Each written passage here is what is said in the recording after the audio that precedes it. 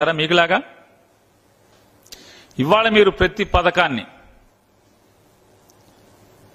Volunteer ద్వారా చేయకూడదు అన్నారు. ఎన్నికల కమిషన్ దగ్గరికి వెళ్ళి పెద్ద పెద్ద ఉపన్యాసాలు ఇస్తున్నారు. అసలు మామూలుగా కాదు. అసలు అంటే ఇలా బుర్రలో ఏదో పెద్ద ఆలోచన ఉన్నట్టు ఒకడు చెప్తాడు, నేను లెక్కేశానండి 1,60,000 మంది సచివాలయ ఉద్యోగస్తులు ఉన్నారు ఈ రాష్ట్రంలో. ఈ సచివాలయ ఉద్యోగస్తులు 65,90,000 చిల్లర ఎంతో దగ్గర 66 లక్షల మంది పెన్షన్దారులు ఉన్నారు. వాళ్ళందరికీ లెక్కేస్తే ఒక్కొక్క సచివాలయ ఉద్యోగస్తుడికి 80 పెన్షన్లు ఇవ్వచ్చండి అని ఒకడు అంటాడు. ఎందుకండి సచివాలయ ఉద్యోగస్తులు తలుచుకుంటే ఇంటింటికి వెళ్ళి ఇవ్వద్దని ఎవడు చెప్పాడు? సచివాలయ ఉద్యోగస్తుల ద్వారా 1,60,000 సచివాలయ ఉద్యోగస్తులందరినీ కూడా వాడి పెన్షన్లు ఇవ్వాలి. కేవలం జగన్మోహన్ రెడ్డి కుట్ర చేస్తున్నాడు, జగన్మోహన్ రెడ్డి గారి ప్రభుత్వం కుట్ర చేస్తుందని మాట్లాడతారు.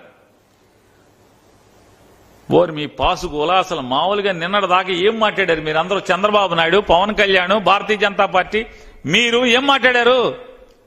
జగన్మోహన్ రెడ్డి గారు ఎక్కిన తర్వాత ఒక్క ప్రభుత్వ ఉద్యోగం నియామకం చేయలేదు.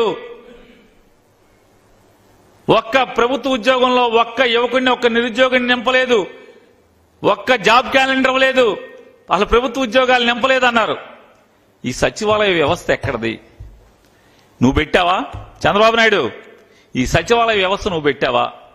సచివాలయంలో 10 మంది ఉద్యోగస్తుల్ని వాళ్ళు 1,60,000 మంది చెప్తున్నావు కదా. ఈ 1,60,000 మీ నోటితో మీరు చెప్పారు కదా. ఎన్నికల కమిషన్కి వెళ్ళి కాగితం ఇచ్చారు కదా. 1,60,000 మంది సచివాలయ ఉద్యోగస్తులు ఉన్నారు. జగన్మోహన్ రెడ్డి గారి ప్రభుత్వం కుట్ర చేస్తుంది, ఈ సచివాలయ ఉద్యోగస్తుల ద్వారా ఇంటింటికి పెన్షన్ ఇవ్వచ్చు అని మాట్లాడారు. ఎవడు వీళ్ళందరూ? గాలికి పుట్టారా? ఎక్కడి నుంచి వచ్చినాయి? ఇవాళ ఎన్నికల కమిషన్ ఏమన్నా నియామకం చేసిందా ఈ 1,60,000 మందిని? ఎవరు వీళ్ళు? 4 ఏళ్ల క్రితం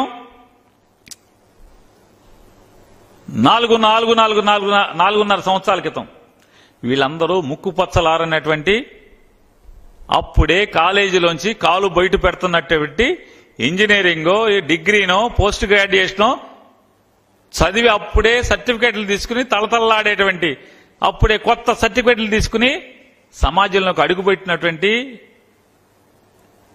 వీళ్ళందరూ కూడా చదువుకున్నటువంటి డిగ్రీ హోల్డర్స్.